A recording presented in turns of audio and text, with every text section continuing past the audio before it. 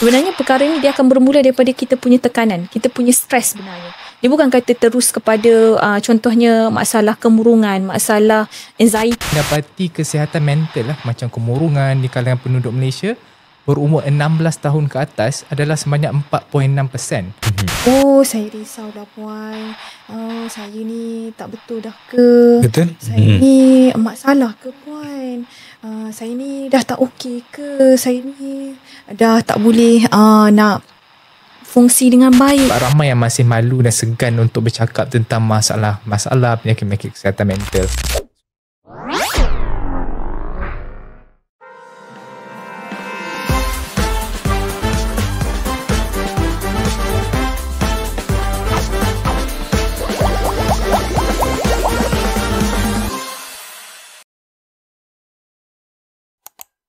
Assalamualaikum warahmatullahi wabarakatuh. Kembali lagi kita dalam rancangan podcast Borak Je, yang mana mungkin dah lama kita tak bertemu anda semua.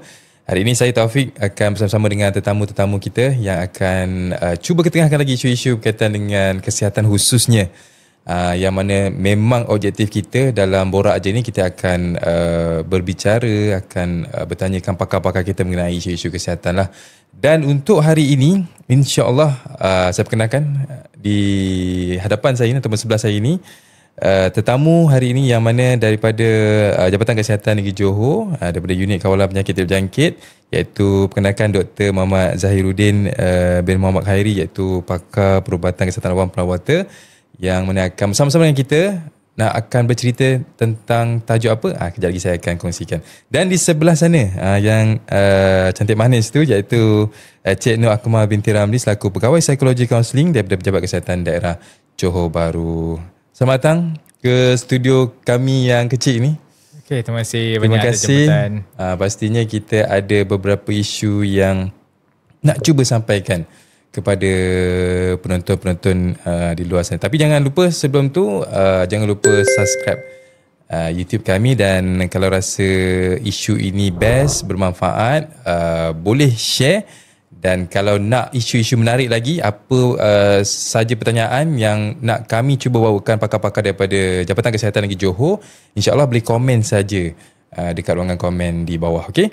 Baik, tajuk kita hari ini akan bercerita sekitar tajuk berkaitan dengan kesihatan mental ataupun kesihatan minda kita, ataupun satu program yang dibawa oleh Jabatan Kesihatan Negeri Johor, iaitu K-Mindset untuk semua, daripada komuniti kepada komuniti. Jadi tak nak buang masa, kita pun nak tahu sekarang ini, kalau kita boleh tengok pattern dekat media sosial sekarang ni, isu-isu media isu-isu kesihatan mental ni boleh dikatakan agak tinggi dan membimbangkan lah.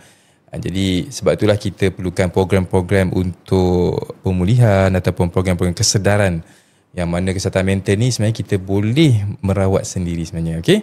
Baik, Dr. Zahir lah. Saya panggil Dr. Zahir lah. Ya, saya boleh. Okey, mungkin doktor boleh terangkan. Saya sendiri pun nak tahu apa sebenarnya singkatan K-Mindset untuk semua ni. Mungkin doktor boleh kembangkan lagi. Silakan. Okey, baik. Terima kasihlah atas soalan tersebut. Jadi soalan yang sangat menarik lah. Okey, K-Mindset ataupun nama dia adalah Komuniti Minda Sejahtera. Okey. Jadi adalah satu inisiatif lah yang dibangunkan oleh pihak KKM sendiri untuk memperkukuhkan kesedaran dan juga sokongan kesihatan mental di peringkat komuniti lah.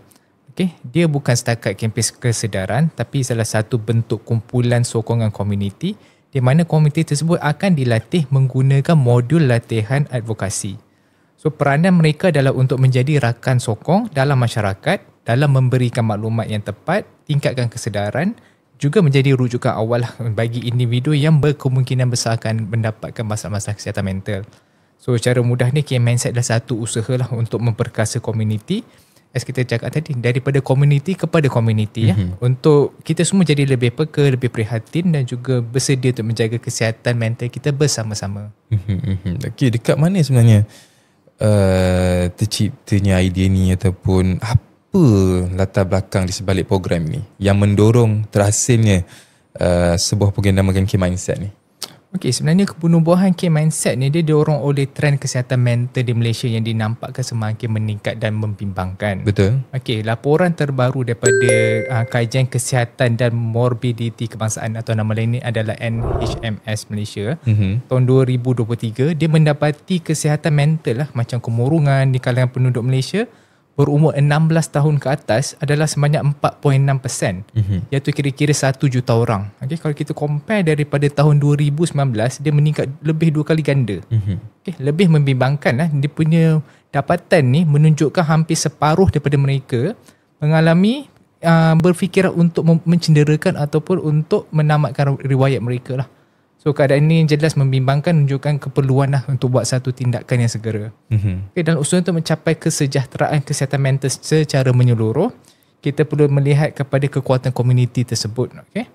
Ketua komuniti lah contohnya memainkan peranan yang sangat penting sebab mereka adalah sangat dekat dengan masyarakat dan punya pengaruh yang besar.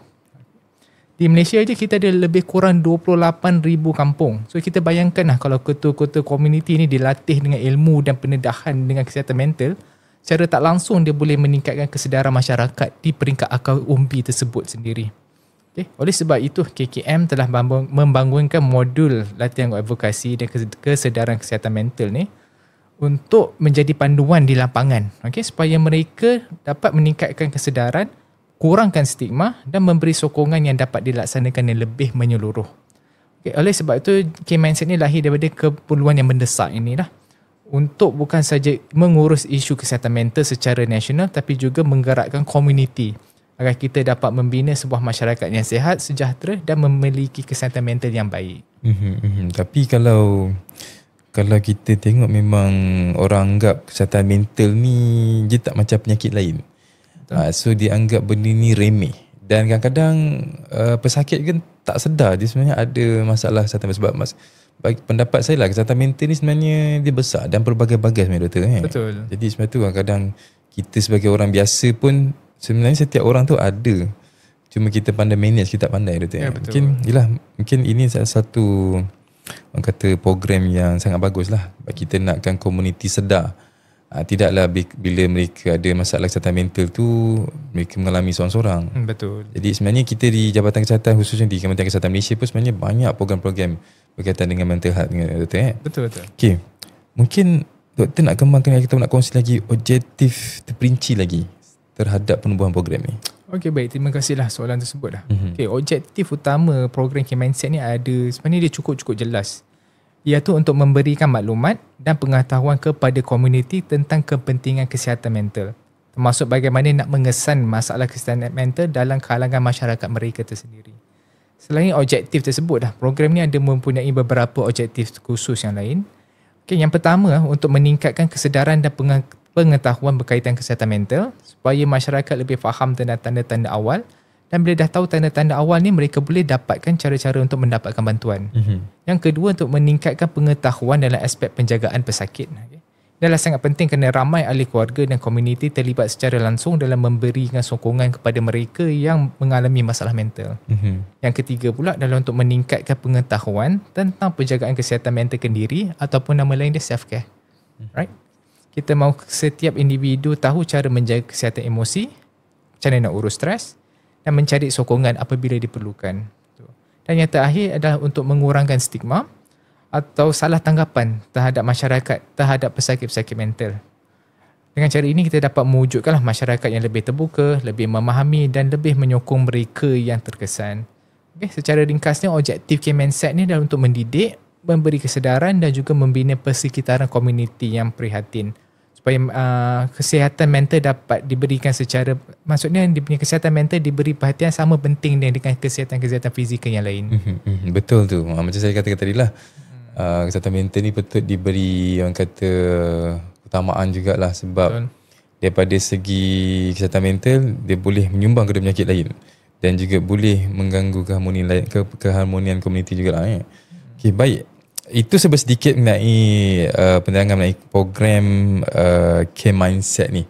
Jadi kita nak tanya pula di sebelah sana, iaitu saya pasti banyak berjumpa dengan mereka ni, boleh dikatakan pesakit ke ataupun apa gelaran yang sesuai? Pesakit ke ataupun pesakit lah Pesakit. Bersakit lah sebab datang ke klinik ni akan dengan bersakit lah Saya pasti lagi kat Johor Bahru kan, ramai bandar besar di Johor, isu-isu kesihatan mental ni tak asing lah. Jadi mungkin Cik Akmal selaku pegawai psikologi boleh kongsikan apa peranan kaunselor dalam membantu komuniti lah untuk menghadapi isu-isu kesihatan mental ni. Kaunselor sendiri membantu individu untuk membangunkan kesedaran diri lah.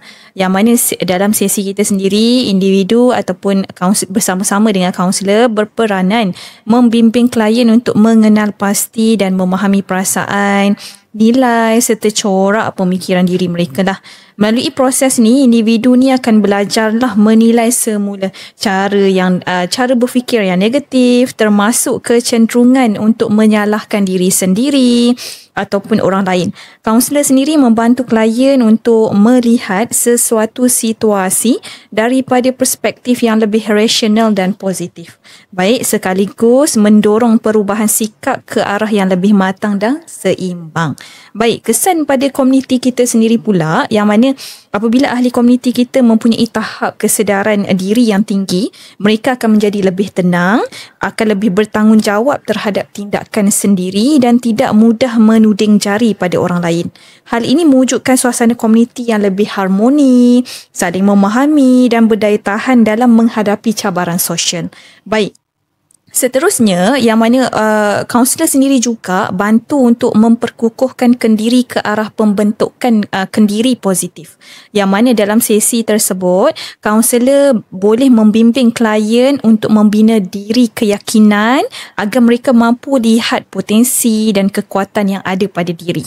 Baik, klien juga dibantu untuk meningkatkan harga diri dengan cara belajar, menerima kelemahan yang secara realistik serta menghargai kelebihan yang dimiliki.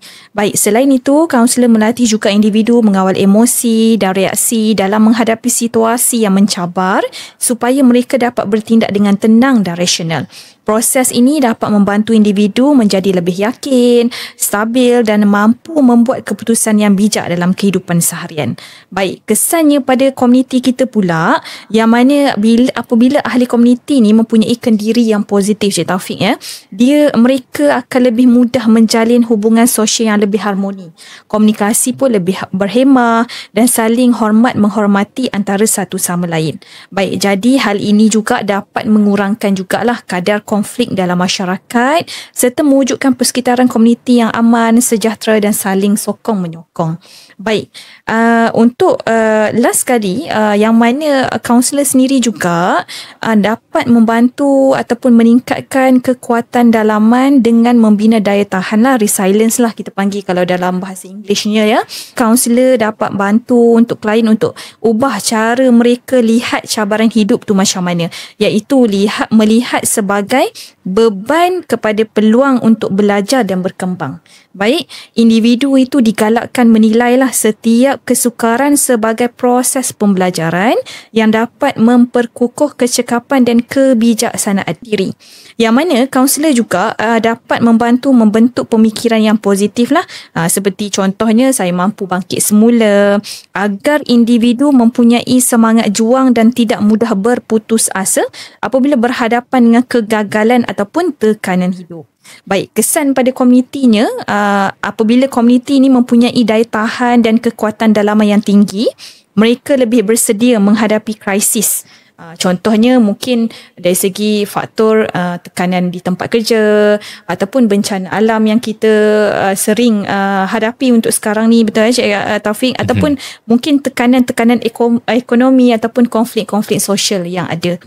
Baik, komuniti ni yang terdiri daripada individu berdaya tahan akan menjadi lebih stabil, saling sokong antara satu sama lain dan mampu bangkit bersama-sama untuk membina kesejahteraan bersama. Itu dari sudut kita tengok pada sesi individu sendirilah. Maksudnya bila kita punya patient datang ke klinik, kita akan adakan sesi ni berdepan satu sama lain lah. Selain itu juga, kita juga ada dalam tu juga sesi kelompok lah bersama, yang mana kaunselor sendiri dia menggalakkan penubuhan dan penlibatan dalam kumpulan peer support group lah, yang mana kumpulan sokongan rakan sebaya ni boleh bantu untuk satu bentuk psikososial di mana individu yang mempunyai pengalaman atau cabaran yang sama saling berkongsi, saling mendengar dan beri sokongan antara satu sama lain. Jadi kaunselor sendiri berperanan sebagai fasilitator untuk bimbing kumpulan ni agar perbincangan berjalan lebih terarah. Lebih beretika dan beri manfaat pada semua ahli. Baik, jadi melalui kumpulan ataupun peer support group ni, kelompok ini kita adakan, jadi kita punya komuniti ataupun individu tersebut tidak merasakan dia keseorangan dalam menghadapi masalah tersebut, dan juga dia mampu ataupun memperoleh semangat yang baru, motivasi daripada pengalaman-pengalaman yang lain.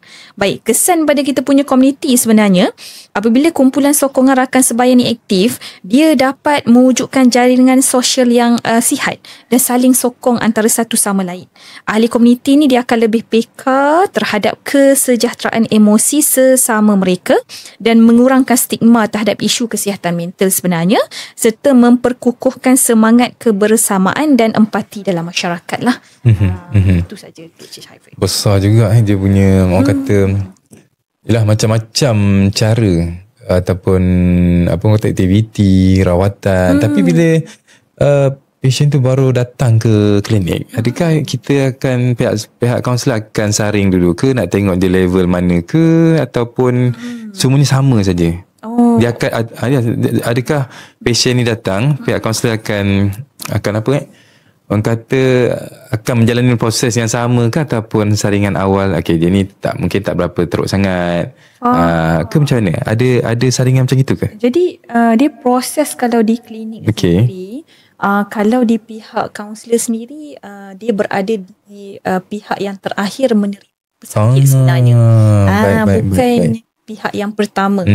Pihak yang pertama yang akan kita panggil yang akan menerima patient. Betul. Rujukannya kita datangnya daripada doktor. Faham. Maksudnya pengesahan perlulah daripada doktor, barulah akan ada surat rujukan datang ke kaunselor. So sebelum berjumpa dengan kita pun kita dah buat saringan di klinik sebenarnya. Di bawah kita dah siap-siap buat saringan siap-siap.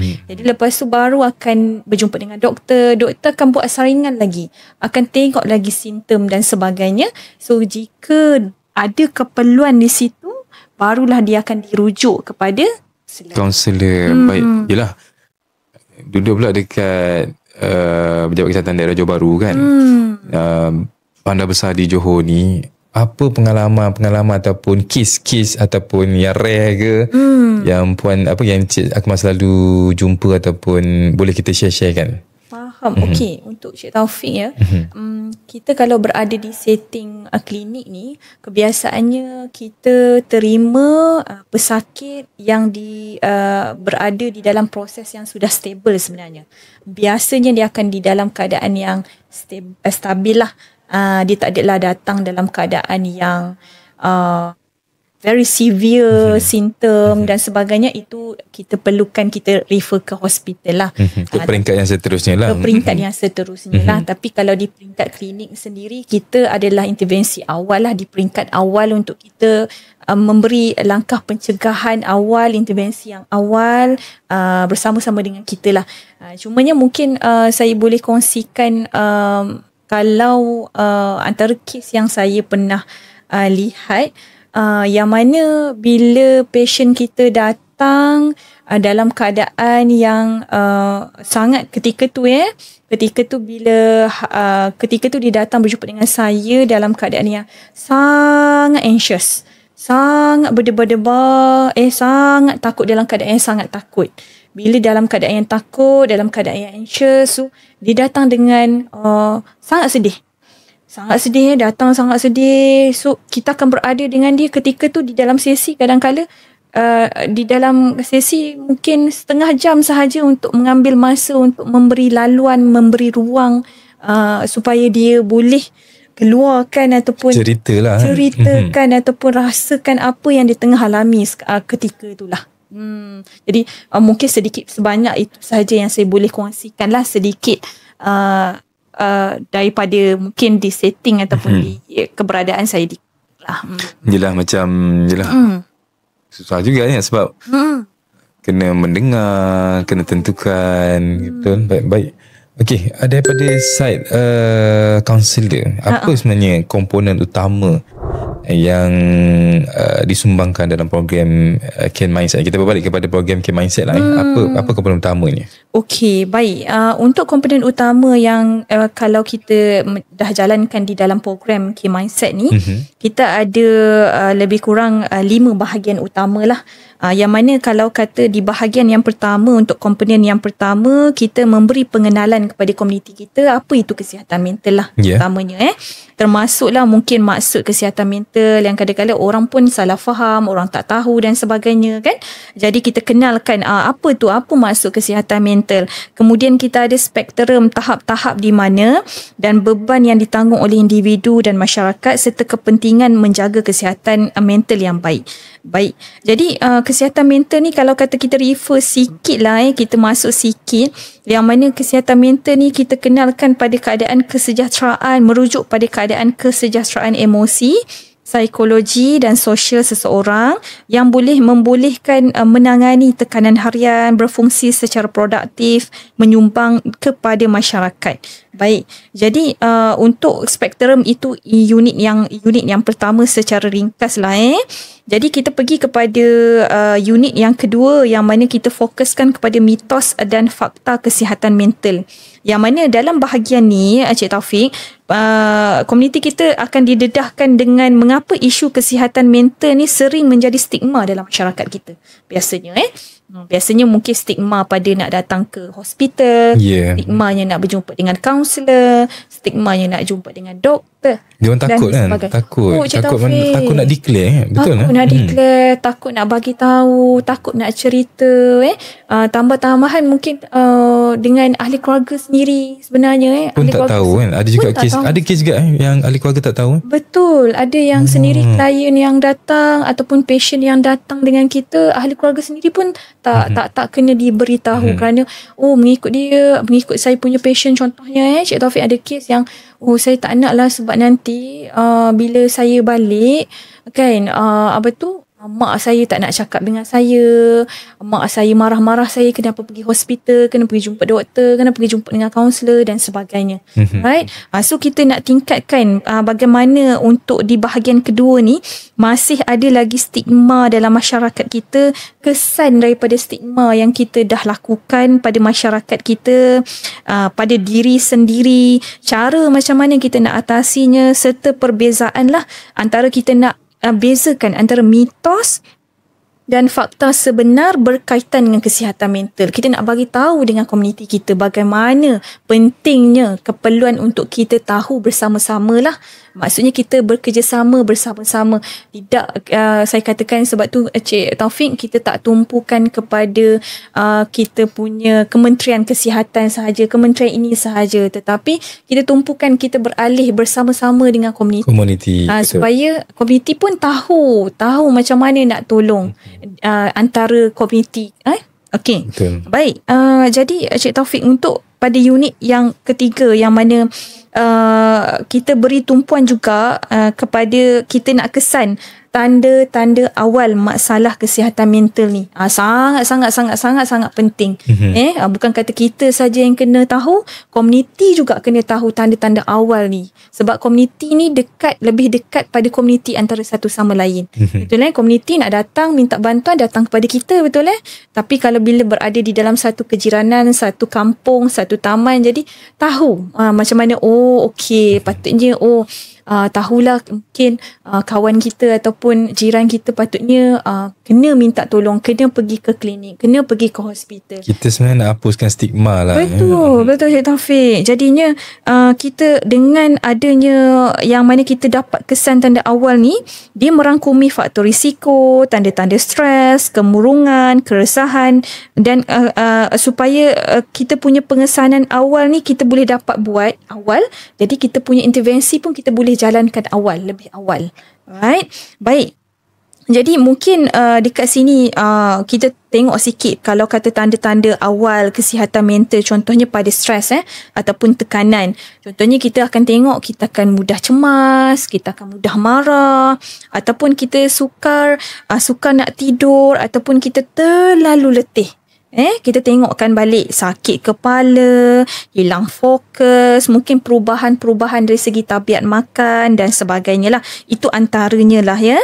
Baik, jadi mungkin tindakan-tindakan awal kita boleh lakukan, mungkin kita akan bercakap dengan seseorang yang kita selesa, kita percaya. Contohnya rakan kita sendiri ke, jiran-jiran tetangga yang kita rasa selesa dan kita percaya dengannya. Ataupun kita punya ahli keluarga kita sendirilah. Baik, yang keduanya mungkin kita boleh melakukan beberapa teknik pernafasan, relaksasi. Mungkin kita juga boleh jaga dari segi kita punya rutin harian kita yang lebih sihat dan sebagainya. Itu antaranya lah ya.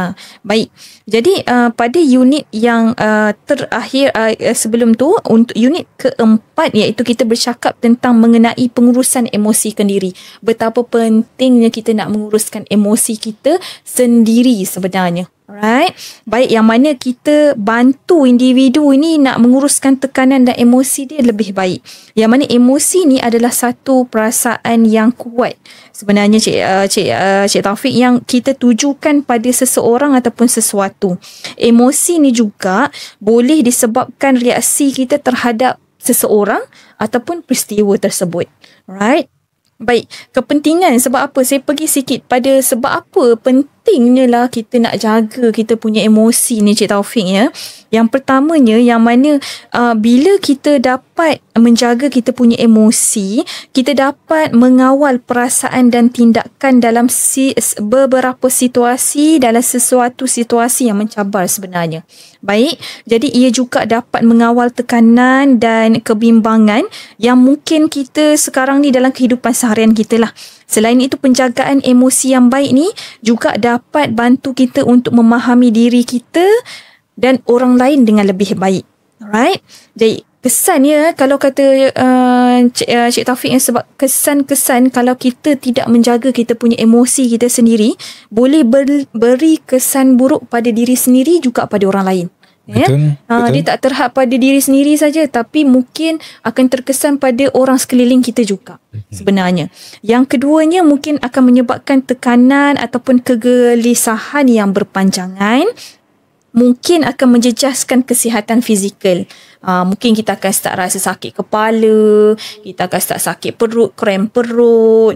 Tiba-tiba mungkin kita tak angkat kotak, tak ada buat apa-apa pun Cik Taufik, tiba-tiba kita dah mula sakit badan, kita dah susah nak tidur, faktor-faktor fizikal yang kita nampak luaran dia. Alright. Baik, yang keempatnya mungkin akan menjejaskan hubungan kita lah bersama dengan orang lain dan prestasi kerja kita juga. Baik, jadi teknik kita kalau kata dalam penjagaan kesihatan mental, saya pergi sikit lah untuk penjagaan kesihatan mental yang kita dah ada, kita rangkumkan. Kita ada 10 teknik sebenarnya yang kita boleh buat sebenarnya. Baik, yang pertamanya mungkin kita boleh guna pada teknik bertenang. Okey, baik. Yang keduanya bernafas dengan dalam, itu yang kita panggil dia relaxation tu. Bahasa Inggerisnya kan Cik Taufik kan? Bahasa Melayu ni kita bernafas. Ya, baik. Jadi kita berkata relax, tidak mengapa, dan banyakkan berfikiran yang positif, banyakkan mengeluarkan perkataan-perkataan yang positif. Dia akan memberi memberi kesan pada kita punya tingkah laku kita juga, cara kita fikir kita juga.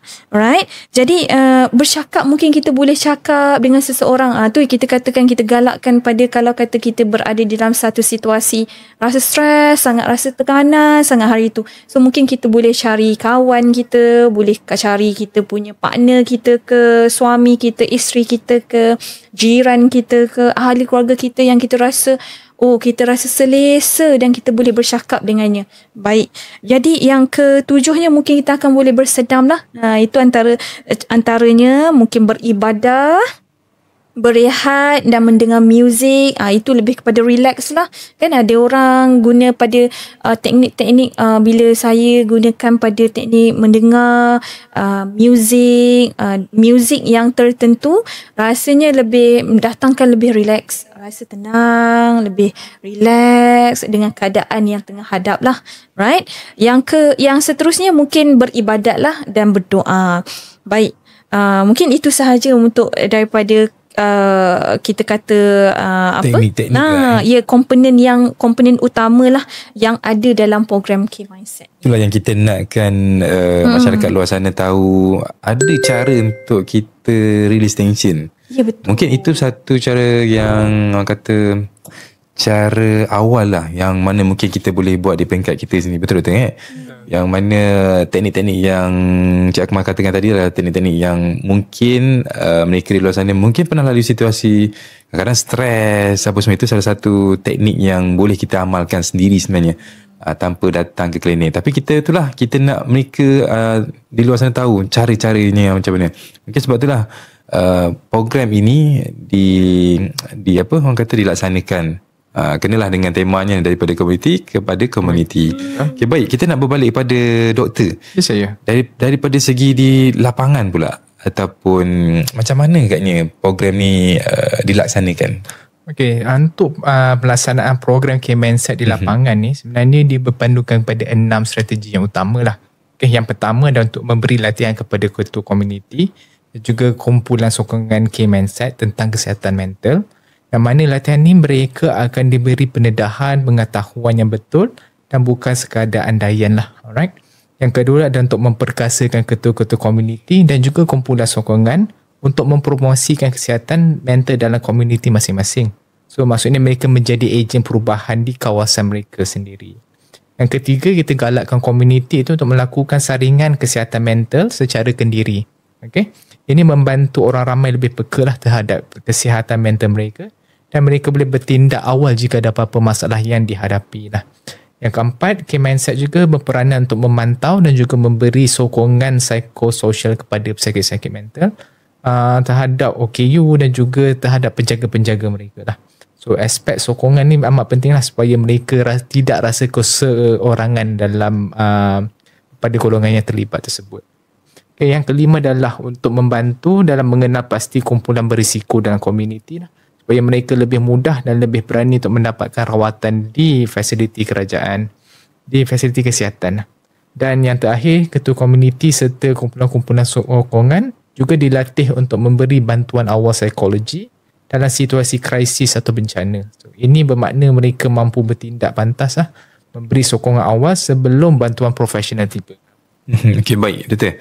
Saya nak tanya jugalah Doktor, program ni setiap program tu pasti ada cabaran, ada rintangan, ada masalah, tapi pastinya ada penyelesaian lah. Mungkin apa cabaran, halangan yang mungkin Doktor lihat dalam pelaksanaan program ni, dan apa mungkin ada cara untuk atasi lah. Bila kita sebut pasal mental, kesihatan mental ni, macam Cik Akmal katakan tadi, kadang komuniti sendiri tak nak ada dalam komuniti mereka tu mereka yang bermasalah seperti ini. Tapi sebenarnya bukan bermasalah.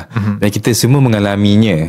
Cara kita nak mengatasi, menguruskannya je yang membezakan kita berada di tahap mana, Doktor. Jadi apa cabaran yang mungkin Doktor rasa ada dalam pelaksanaan program ni? Okey, dalam apa-apa pelaksanaan program pasti ada cabaran yang tersendiri lah. Okey, so dalam K-Mindset ni kita katakan mungkin adalah yang pertama adalah stigma masyarakat lah terhadap kesihatan mental. Yang tu yang paling utama. Sebab ramai yang masih malu dan segan untuk bercakap tentang masalah penyakit-penyakit kesihatan mental. So ini akan menyebabkan mereka masih merasa malu, segan untuk bercakap tentang isu ini, apatah lagi untuk mendapatkan rawatan lah. So untuk atasi perkara ini, kita ada pelbagai pendekatan untuk meningkatkan kesedaran dan pendidikan komuniti lah, supaya masyarakat lebih terbuka dan juga untuk dalam mendapatkan bantuan. So cabaran kedua adalah kekangan lah dari segi pengetahuan dan kemahiran ketua komuniti sendiri. Sebenarnya ada satu program yang baru kan. So tidak semua mempunyai latar belakang tentang kesihatan, terutama ni kesihatan mental. So jadi program K-Mindset ni dapat memberi latihan dan modul khusus agar mereka lebih bersedialah untuk memain peranan sebagai ejen di lapangan. So cabaran seterusnya adalah tentang liputan komuniti yang luas. Okay? Macam mana Encik Taufik saya terangkan sebentar tadi lah, kita ada lebih kurang 28,000 kampung di seluruh negara. So pastinya sukarlah untuk kita menjangkau ke semua lapangan, ke semua kumpulan yang ada lah pada masa yang singkat lah. So untuk atasi program ni, dia memberi pendekatan terhadap sokongan komuniti terhadap komuniti ya. Di mana ketua komuniti sendiri dilatih supaya mereka boleh menjadi ejen penggerak dalam menyebarkan maklumat di kawasan masing-masing. Okay, baik.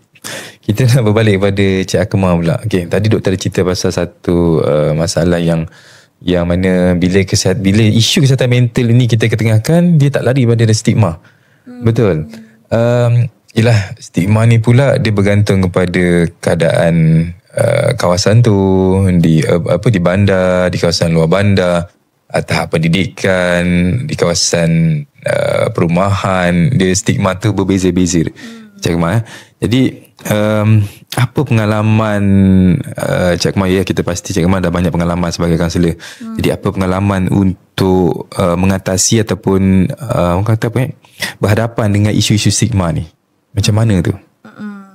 So stigma ni kita tak lari lah Encik Taufik. Betul. Kalau kata kita, terutamanya kita berada di setting klinik sebenarnya kan, bila saya punya pesakit sendirilah Encik Taufik, bila keadaan kali pertama nak berjumpa dengan saya tu kan, oh saya risau lah puan, saya ni tak betul dah ke, betul? Saya ni masalah ke puan, saya ni dah tak okey ke, saya ni dah tak boleh nak fungsi dengan baik dan sebagainya. So dalam keadaan ketika tu kan, bila biasanya dia akan berlaku pada kali yang pertama sebenarnya Taufik. Kalau kata dah kali kedua ada sesi susulan dan sebagainya tu, biasanya memang dah okey, dah baik lah, maksudnya dia dah faham konsepnya dan sebagainya. Tapi pada kali pertama tu biasanya memang macam tu Cik Taufik. Takutlah puan, saya rasa macam saya nak pusing balik lah. Saya dah masuk klinik tapi saya rasa macam saya nak pusing balik, saya tak nak lah jumpa dengan puan. Saya rasa macam saya tak betul kot. Betul ke keputusan saya bila saya nak jumpa dengan puan dan sebagainya. So stigma dalam masyarakat kita ni sebenarnya masih kita panggil apa ya Cik Taufik masih banyak, masih tebal sebenarnya. Walaupun contohnya kita ada kepelbagaian, maksudnya program kita, sebab tu kita adakan program K-Mindset ni sebenarnya. Adakan supaya sampai ilmunya, sampai pengetahuannya pada komuniti kita, supaya macam mana bila adanya stigma ni akan menyebabkan kita punya intervensi rawatan yang sepatutnya dapat awal lambat jadi. Jadi so simptom-simptom yang mungkin ada tu dia mungkin lagi severe, lagi teruk. Kemudian bila ditangguh nantilah saya okey. Kebiasaannya apa? Biasanya Cik Taufik, orang datang, saya okey je, saya tak ada masalah apa-apa lah. Sebenarnya pun saya okey je, saya pun tak tahu kenapa doktor nak refer saya ke sini. Saya pun tak tahu kenapa saya masalah ke. Tapi sebenarnya tak salah kalau kita pergi saja kan? Tak salah Cik Taufik. Sebab sesi-sesi yang kaunselor buat tu pun saya rasa macam satu aktiviti yang orang kata release tension, sebab dia ada beberapa sesi kan, katanya ada grouping, kelompok, ada individu. So kita kadang-kadang bila kita berada di luar, kita hadap ataupun kita menghadapi tekanan kita setiap hari, kadang-kadang kita tak sedar apa yang berlaku sebenarnya.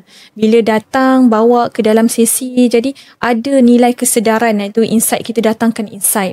Kita bukan kata bantu, macam ni kena buat macam ni, patient saya kena buat macam ni, tidak. Tapi bila datang ke dalam sesi kita, jadi sendiri kita punya patient kita hadirkan sekali dengan insight. Maksudnya kita bagi awareness, kita bagi kesedaran pada kita punya patient sebenarnya, kepentingan dan betapa besarnya kita nak menjaga kita punya emosi. Contohnya macam mana kita nak menguruskan tekanan, cabaran kita setiap hari dan sebagainya. Cik Taufik Jadi yang mana kalau kata kita tengok Cik Taufik di klinik sendiri, kalau saya sendirilah, macam saya katakanlah dengan Cik Taufik kan, bila orang datang je, kaunseling ni tempat orang gila, tempat orang yang masalah Cik Taufik, yang ada dia punya mental dia sangat serius.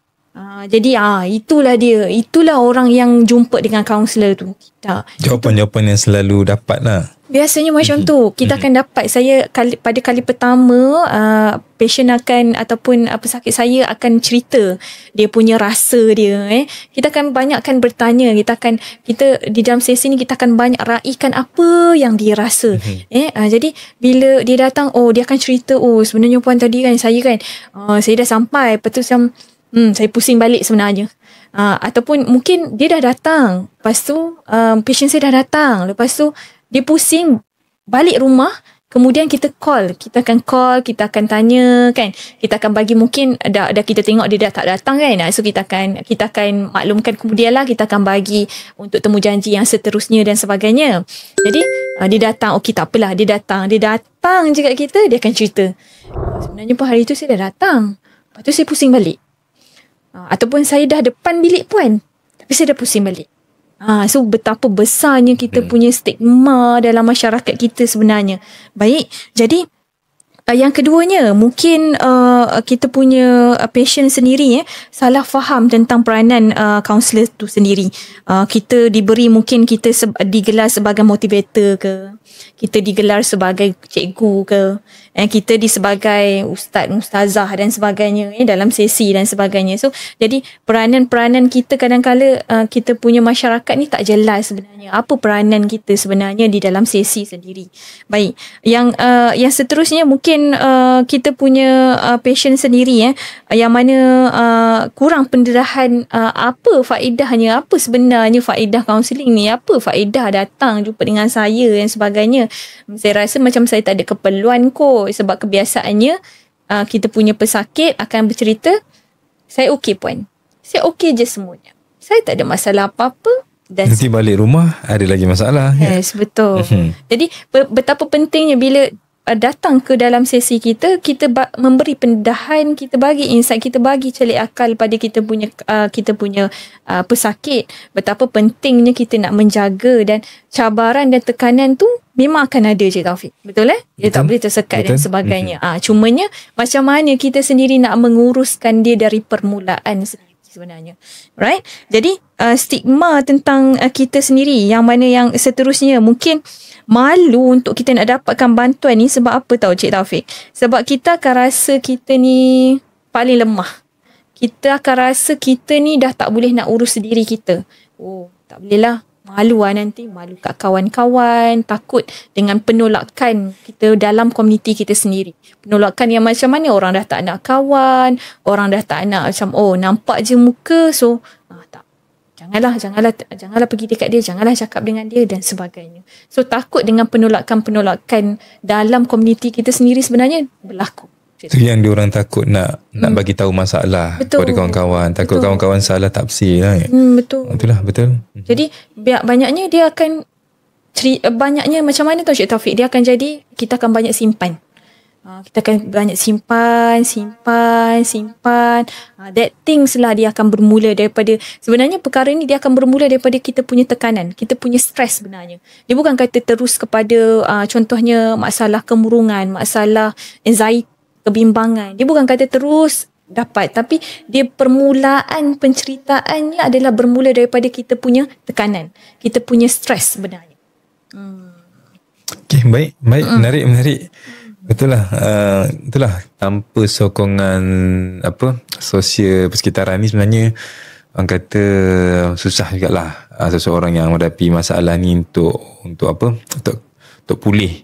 Okey, jadi itulah saya nak tanya Cik Akmal lah. Jadi kita dah cerita mengenai diri pesakit, apa daripada segi rawatan. Jadi penting juga rangkaian ataupun kumpulan sokongan di sekeliling komuniti kita ni. Jadi apa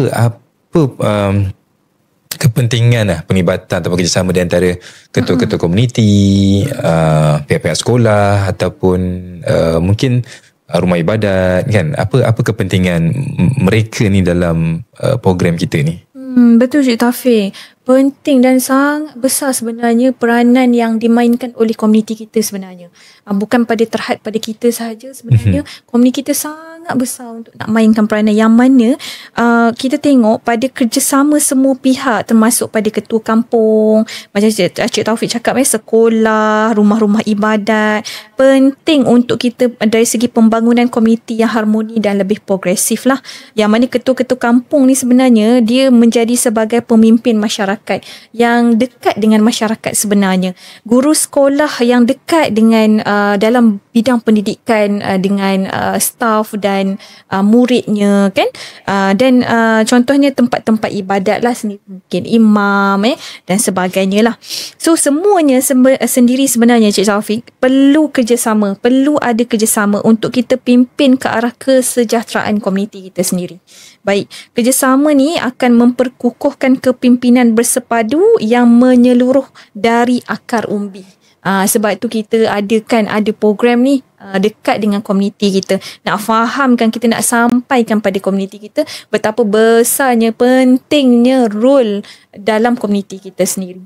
Baik, jadi dengan kita ada gabungan tenaga ni, semua pihak dapat menyuarakan idea lah dan pandangan dari pelbagai lapisan masyarakat. Dan dia akan galakkan keterangkuman dan mengelak pengasingan antara generasi, latar belakang ataupun institusi sendiri. Baik, jadi kerjasama antara masjid ke tempat-tempat ibadat lah, sekolah, pentadbiran, kampung akan menyemai nilai-nilai murni seperti jujur, amanah, prihatin dalam kalangan masyarakat. Pendidikan formal dengan tak formal ni boleh diselaraskan dengan nilai-nilai tersendirilah dan akan mengukuhkan semangat kejiranan, tolong-menolong dan rasa tanggungjawab bersama terhadap kebajikan masyarakat. So kita ni gotong royong bersama-sama lah. Kan, macam saya katakanlah dengan Syed Taufik, penting bukan kata kita sahaja, tapi dengan komuniti kita sendiri bersama-sama berganding bahu bersama-sama dengan kita. Baik, jangan orang kata bila tahu ada jiran kita ada masalah macam ni, kita diam, kita sisihkan. Tapi penting juga kalau kita nak laporkan pun boleh kan, nak minta bantuan. Bila mungkin jiran kita tu tak tahu saluran ataupun dia tak nak, tapi mungkin kita boleh laporkan kepada pihak kementerian pihak Jabatan Kesihatan ke, mungkin ataupun kita kalau dekat situ Cik Taufik, kita boleh sampaikan lah. Maksudnya kalau kata contoh jiran kita lah, kita tengok anak jiran kita ni ada keperluan untuk dirujuk ke hospital ataupun ke klinik. Jadi kita mungkin sampaikan sebenarnya Cik Ali, contohnya saya bagi contoh situasi, Cik Ali sebenarnya kan, saya rasa mungkin Cik Ali boleh bawa ke, kita dengar kan cerita dia, anaknya macam ni, anak tu macam tu kan. Jadi mungkin Cik Ali boleh bawa ke klinik ke hospital ke untuk nak dapatkan bantuan sebenarnya. Sebab kita ni malu untuk nak dapatkan bantuan fizikal, kita tak malu contohnya biasa kalau kita sakit demam bahu patah, kaki patah, kita boleh pergi hospital, kita boleh pergi klinik. Tapi dari segi nak bantu ataupun kita nak dapatkan bantuan dari segi kesihatan mental ni, kita nak malu, malah kita nak bercakap pun kita malu. Jadi kaedah penyampaian, contohnya kalau kata kita sendiri tahu, mungkin kita boleh bagi tahu, Cik Ali, saya rasa awak boleh bawa ke hospital, ada doktor kan yang boleh tengok dengan lebih baik. Saya rasa mungkin awak punya anak dan sebagainya tu mungkin ada keperluan ke kan. Bukanlah kata apa Cik Ali, saya rasa mungkin itu untuk atas faktor keselamatan anak dengan keluarga dan sebagainya. Yelah, kita orang kata itulah penting program ni sebenarnya. Kita nak komuniti ni diagnose awal ataupun tahu cara-cara mungkin nak tengok lah, mungkin jirannya tu ada masalah kesihatan mental ke, ahli keluarga sendiri ke. Baik. Okay, mungkin lah kita pun dah sampai ke penghujung. Bila cerita pasal kesihatan mental rasanya besar, nampak besar. Okay. Dan mungkin kita boleh buat next episode untuk kesihatan mental saja kan. Okay. InsyaAllah. Baik, sebelum kita akhiri podcast kita hari ni, kita nak tanya doktor lah, macam biasalah, apa harapan atau pesanan ringkas lah kepada mereka yang sedang mengalami masalah kesihatan mental ni, ataupun ada di sekitar mereka ni pesakit kesihatan mental ni. So macam dari sudut kesihatan awam lah, so kita besar lah, kita harapan kita dengan adanya program K-Mindset ni kan, so masyarakat ni akan lebih celik tentang masalah kesihatan mental. So apabila pengetahuan mereka meningkat, so stigma tu akan makin berkurang kan. So ini akan menyebabkan lagi ramai untuk tampil ke hadapan untuk mendapatkan rawatan kesihatan mental. Itu adalah rawatan awal yang kita perlukan disebut lah. Okay.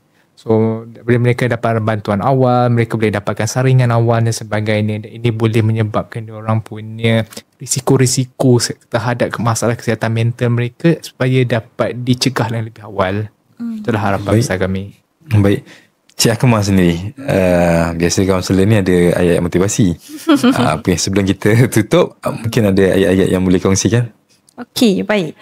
Jadi pesanan saya lah ataupun pada masyarakat kita sendiri, komuniti kita sendiri, yang mana kita sentiasa tekankan pada kesihatan mental sekarang ni adalah kesihatan mental sama pentingnya dengan kesihatan fizikal sebenarnya. Kalau kita takut, kita tahu macam mana kita nak dapatkan ubat bila kita demam, kita tahu nak dapatkan cara macam mana kalau kita tak sihat dan sebagainya secara fizikal. Jadi kita kena tahu juga macam mana kita nak dapatkan bantuan bila kita berada di satu keperluan yang kita ada keperluan untuk datang ke klinik untuk lihat balik pada diri kita sendiri dari segi kesihatan mental lah.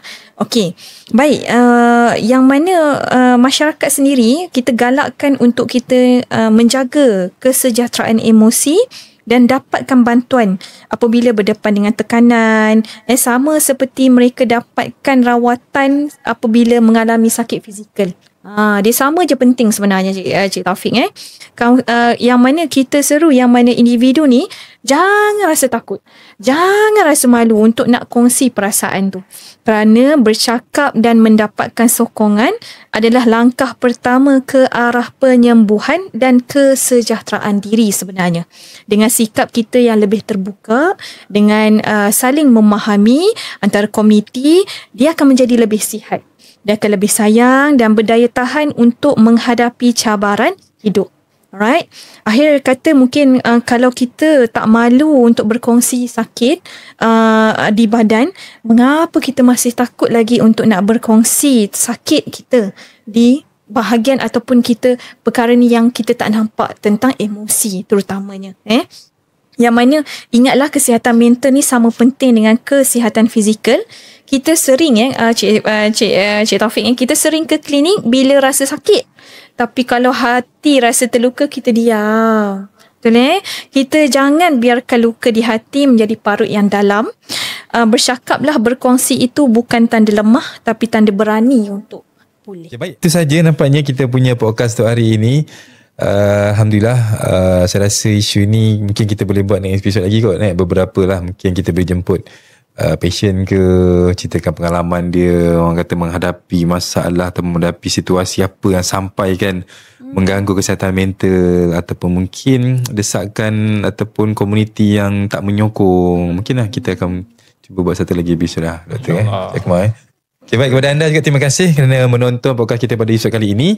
Okey, dan sekali lagi jangan lupa untuk subscribe dan share, ataupun ada topik-topik ataupun perkara-perkara yang anda nak kami cuba sampaikan bersama-sama dengan pakar-pakar daripada Jabatan Kesihatan Negeri Johor, boleh komen saja di bawah. Akhir kata daripada saya undurkan diri, saya Taufik. Jumpa lagi di lain episod. Assalamualaikum.